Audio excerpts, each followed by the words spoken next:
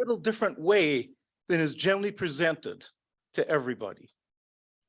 On the screen up here, you saw just a brief clip from the movie The Shack. And I want you to keep in mind the picture you saw of the individual on there who played Jesus as we go through this sermon. Jesus was born into a very poor family.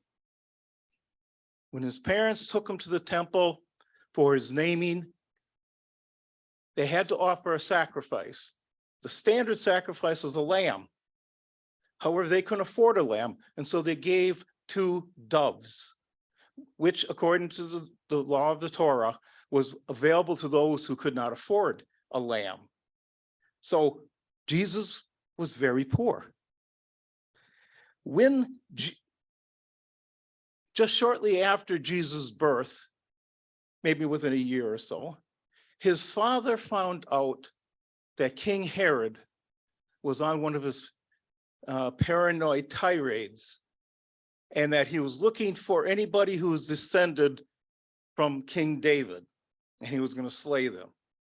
So his father took his wife and Jesus, and they fled from Judea, and they fled to Egypt. Jesus was a refugee. And not only that, it's probably safe to say that Joseph didn't bother getting any documentation. He probably just got on their donkey and ran, which means that Jesus was an undocumented refugee.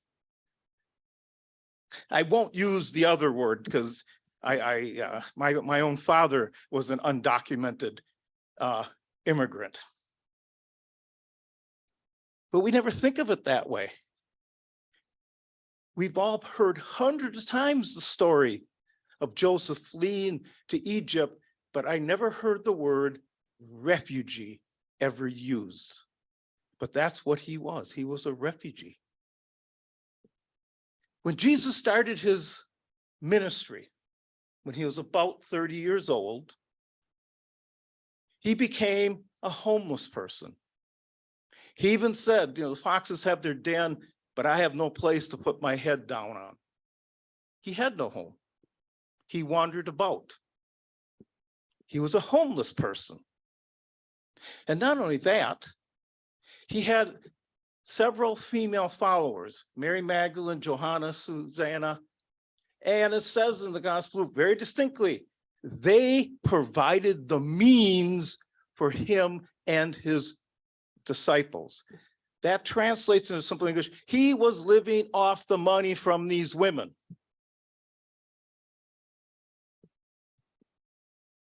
Once again, that isn't something that's quite said that way. And it doesn't have to be negative connotations to it. But the fact of the matter is, that is what he did. In order to be able to preach, somebody had to buy the food. And the next point is, and this one, surprisingly, is very controversial. When I did a search on the web for this one fact, I found thousands of sites that absolutely denied it as a fact. And what is that fact? Jesus was a Jew.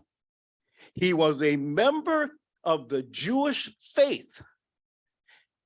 And I'm not going to recommend you go online and look at some of these sites, because some are just insulting. But one that I had a kind of chuckle about is one said, no, Jesus was not a Jew. He was an Israeli. The last time I looked, the vast majority of Israelis were Jewish. He followed the Torah. He went to the Jewish festivals in Jerusalem. He wore a cloak with the tassels that Jewish men wore in 30 AD. He preached in synagogues. They called him rabbi, a Jewish term. Jesus was a Jew. No matter how we want to look at it, that is a fact. And that leads into one of the key parts of my whole sermon. what did Jesus look like? The first movie, and movies is where the vast majority of us will get our images of many things. The first movie on Jesus was filmed in 1902. And from 1902 to 2017, I found over 35 movies, but I didn't look that hard. And what do they all have in common? The actors portraying Jesus of Nazareth were generally blue-eyed, light brown, blonde hair, fair skin, long hair, flowing robes, neatly trimmed beard. Universally. Until 2017. And in 2017, the movie came out called The Shack. I see some of you nodding your heads, so I'm sure some of you have seen it. And in that movie, Jesus of Nazareth was portrayed, I gotta make sure I get this guy's name right, Abraham Aviv Alush. He is an Israeli Jewish male born and raised in Galilee. When he was offered the part for the movie, he turned it down. Why did he turn it down? He said bluntly, I don't want to face the backlash from millions of Christians thinking that I have the audacity to play Jesus of Nazareth when I am a Jew. That's what he said. He turned it down. He would not do the part. His wife changed his mind. His wife said to him, Abraham, who better to play the rabbi Jesus than a Jewish male born and raised in Galilee? And he changed his mind and accepted the part. And if you look at this portrayal of Jesus, what do you see? Black hair, short trimmed around the bottom, black beard, dark brown or black eyes, swarthy or brown skinned. Shorter man, he's only about 5'9", 5'10". And guess what? That is probably what Jesus really looked like. Jesus did not have brown hair. He did not have fair skin. He did not wear flowing robes. And the one that I was surprised to find out is they didn't wear their hair long. The Jewish men did not wear their hair. They wore their hair the way the actor in the movie does. It was cut short. And I'm going to tell you one of the reasons.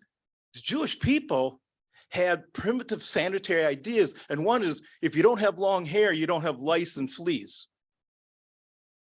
The barbarians up in the north with their long hair, you can imagine what their hair had in those days.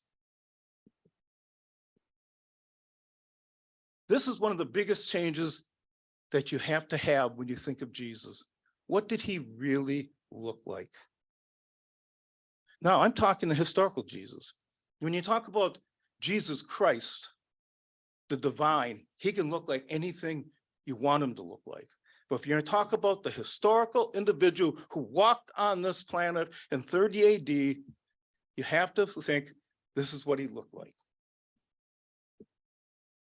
Another thing about Jesus, I went through all four Gospels and I counted out 15 different emotions that Jesus portrays in the Gospels. He was a human being. He had emotions. He laughed, he loved, he felt empathy for people, he gave sorrow. He was sarcastic, he was petty. And you say, wait a minute, Jesus being sarcastic and petty? Sarcastic, talking to Peter, the future head of his church. Get behind me, Satan. You have no idea what you're saying. That is pretty sarcastic. Talking to his disciples over and over again. Don't you guys get it? Don't you hear? Don't you have ears? Can't you see? Jesus got frustrated and petty. Coming into Jerusalem, he saw a fig tree. He walked up the fig tree to get some figs. The fig tree had no figs. And Jesus said, may you never bear fruit again. And what's interesting is the evangelist put in there the sentence, all his disciples heard him say that. I remember hearing sermons about that particular episode, and whoever was giving the sermon tried to say, well, this is metaphor. He was talking about the kingdom of Israel, and they rejected him and said, well, you're not going to bear fruit anymore. No, I think Jesus got up on the wrong side of the bed that day, and he was hungry and he was ticked. And finally, Jesus of Nazareth was a criminal. He was arrested by Roman authorities. He was charged with insurrection. He was convicted of it and sentenced to die. And he was crucified by the Romans. And when he was hanging on the cross, one of his last words were, my God, why have you forsaken me? A cry of a man who was seeing his life work disappear in front of him. And then he died. And his friends came and begged the governor for his body, which, by the way, when Pilate gave it to him, that was very unusual. Most criminals hung on the cross until they literally rotted off. They were able to get his body and take it and bury it according to the Jewish rules and customs of the time.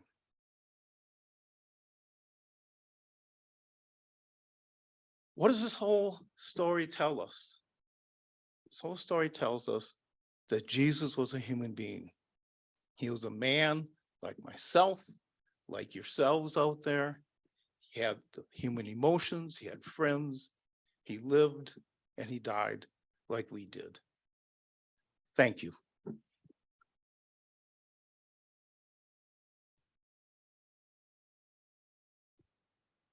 Thank you, Ben. Why am I not surprised that you counted in the gospel how many emotions he had?